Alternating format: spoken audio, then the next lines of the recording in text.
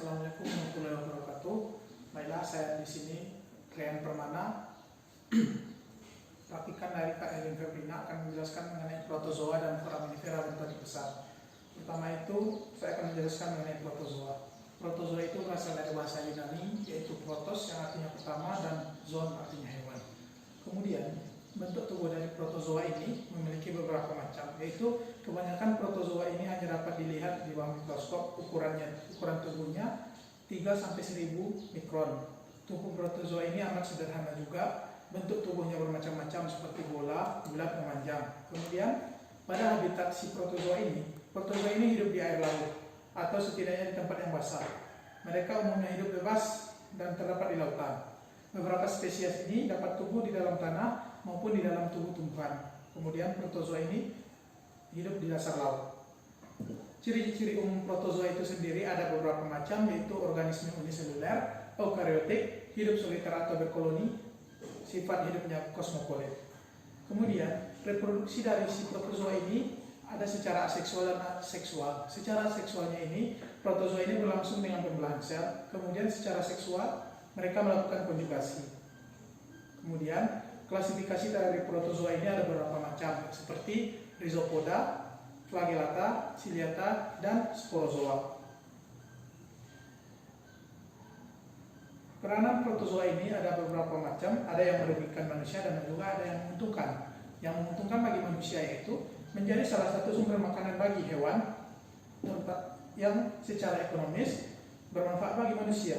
Radiolaria ini kerangkanya juga mengendap di dasar laut, menjadi tanah radiolaria dan dapat digunakan untuk sebagai bahan penggosok. Kemudian peranan yang merugikan bagi manusia, protozoa ini dapat ditemukan di mana-mana karena termasuk organisme kosmopolit. Penyebab penyakit dari Toxoplasma gondii, penyebab penyakit dari Toxoplasmosis, Plasmodium sp, penyebab penyakit malaria. Kemudian selanjutnya mengenai foraminifera bentonik besar. Foraminifera bentonik besar ini diberikan untuk golongan foraminifera bentos yang memiliki ukuran relatif besar, jumlah kamar relatifnya yang banyak. Di Indonesia, foraminifera bentos ini sangat banyak ditemukan dan bisa digunakan untuk menentukan umur relatif suatu batuan sedimen dengan menggunakan zonasi. Kemudian selanjutnya klasifikasi dari foraminifera ini ada beberapa macam, yaitu famili Discocyclidae, ada genus Actinocyclina dan ada genus Asterocyclina, ada juga genus Discocyclina. Kemudian pada famili Chamerinidae ada genus Asilina, ada juga genus Cyclopeus, dan ada juga genus Numulites.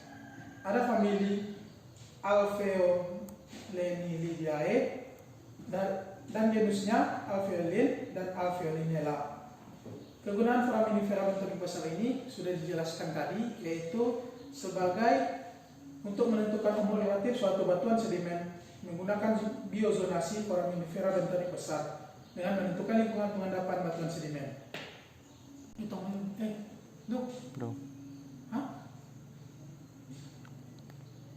Lanjut. Kemudian pengenalan foraminifera.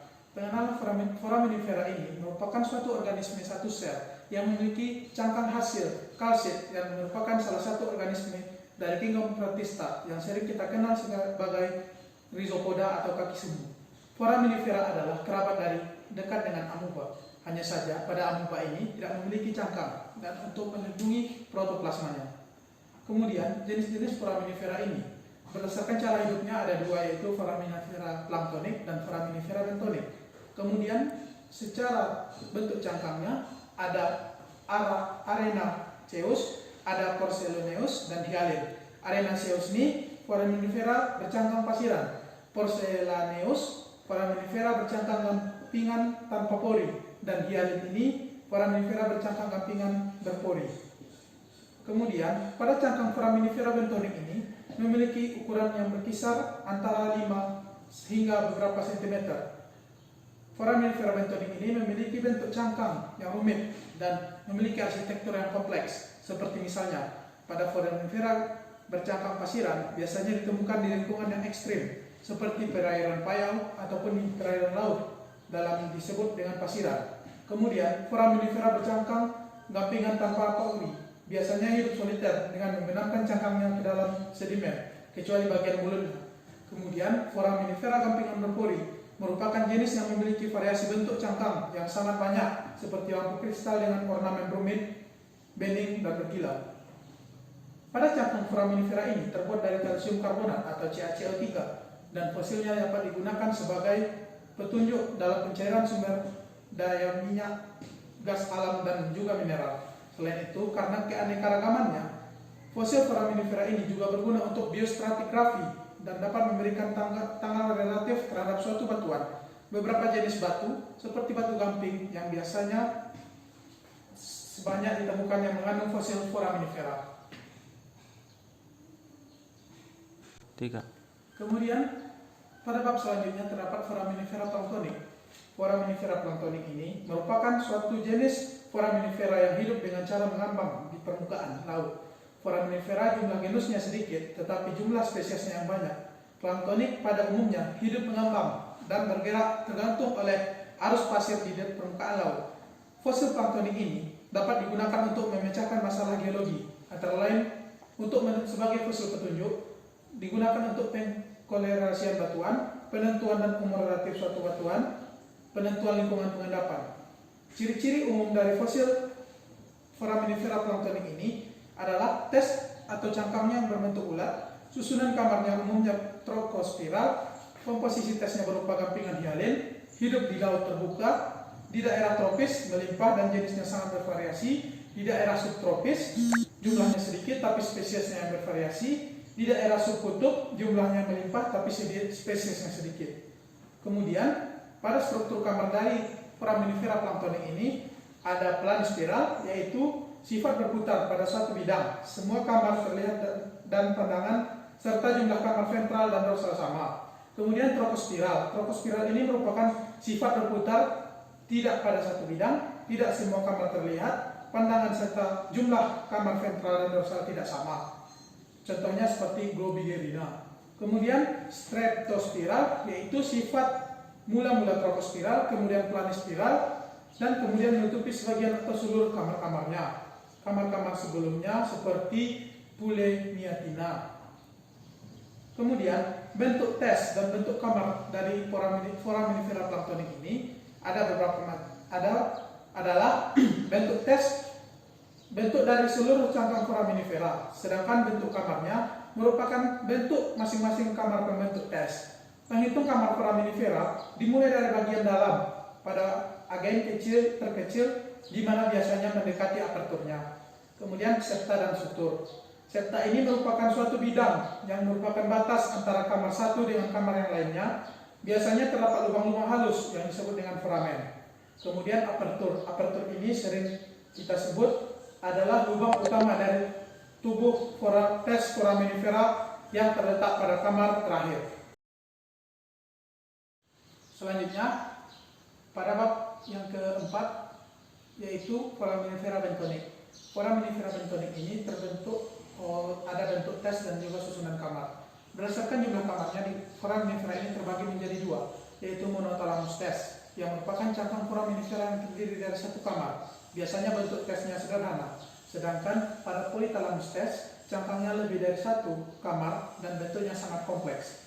Tes monotalamus ini bentuknya ada yang bulat, botol, tabung, kombinasi botol tabung, terputar dalam satu bidang, planispiral, dan planispiral kemudian lurus, kemudian planispiral pada awalnya, kemudian terputar tidak teratur. Selanjutnya, tes monotalamus ini bentuknya ada beberapa macam. Yang pertama uniformat. Uniformat ini dalam bentuk satu bentuk tes didapatkan satu macam susunan kamar yang terdiri dari uniserial. Dalam satu macam susunan kamar terdiri dari satu baris kamar. Biserial. Dalam satu macam susunan kamar terdiri dari dua baris kamar. Kemudian ada triserial. Dalam satu susunan kamar terdiri dari tiga baris kamar. Kemudian ada biformat. Biformat ini merupakan dalam satu bentuk tes didapatkan dua macam susunan kamar. Misal, pada awalnya mempunyai kamar triserial, kemudian biserial. Ada yang triformat, merupakan dalam satu bentuk tes terdapatkan 3 macam susunan kamar. Misalnya awalnya biserial, kemudian terputar, dan akhirnya uniserial. Dan ada juga yang multiformat. Dalam satu bentuk tes didapatkan 3 macam susunan kamar. Tipe-tipe ini jarang juga dipakai. Selanjutnya pada uniformat atau uniserial terdiri dari linear. Linear ini terbagi menjadi kurve linear atau yang contohnya dentalina, rektalinear dengan leher, contohnya nogogerina. Pembagian dari uniserial ini yaitu ada yang planis spiral coletes yang merupakan terputar dalam satu bidang, biasanya involute atau evolute. Nautoloid merupakan kamar terputar dan saling menyelubungi umbilikus. Rotaloid merupakan susunan kamar dengan penampakan berbeda. Involute merupakan kamar akhir atau menutupi sebagian kamar yang sebelumnya.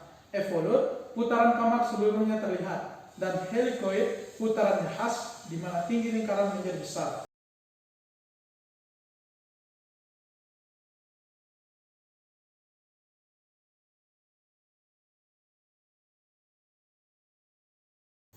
Baiklah, saya Ren Permana di sini akan menjelaskan mengenai aplikasi foraminifera.